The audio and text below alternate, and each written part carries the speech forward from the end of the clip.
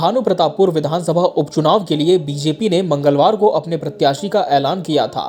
Party ने इसी seat से पूर्व विधायक ब्रह्मानंद नेताम को टिकट दिया है, जिनकी पकड़ इस क्षेत्र में काफी मजबूत मानी जाती है।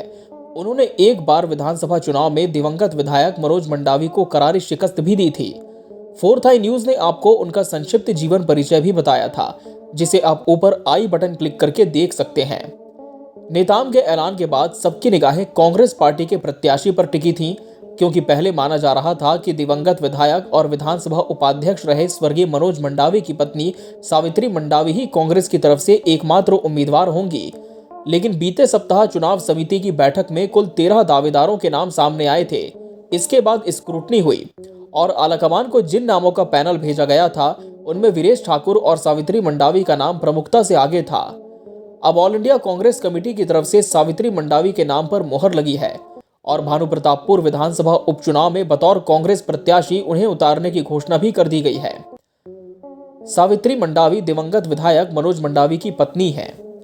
आपको बता दें कि भानु प्रतापपुर विधायक और विधानसभा उपाध्यक्ष रहे मनोज मंडावी की पत्नी सावित्री मंडावी राजधानी रायपुर के कटोरा तालाब स्थित एक सरकारी स्कूल में व्याख्याता के पद पर पदस्थ थीं।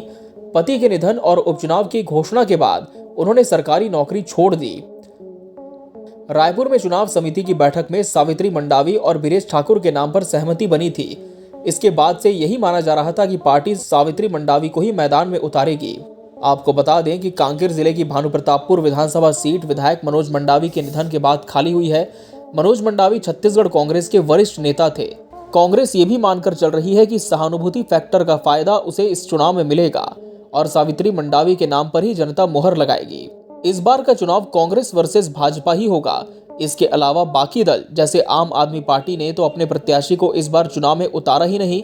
2018 की बात करें तो जैसे जेसीसीजे ने भी अपने प्रत्याशी को चुनावी मैदान में खड़ा किया था, लेकिन इस बार वो इस चुनाव से नदारद है। उपचुनाव के मद्देनजर इन दोनों दलों ने अपने हाथ खींच लिए हैं। दोनों ही पार्टियां दावा कर रही हैं कि 2023 के विधानसभा चुनाव में वो पूरे दमखम के साथ मैदान में उतरेगी।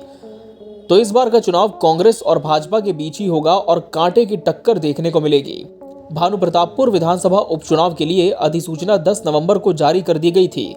17 नवंबर को नामांकन की आखिरी तारीख है। 5 दिसंबर को सीट पर चुनाव होंगे और 8 दिसंबर को नतीजे घोषित किए जाएंगे।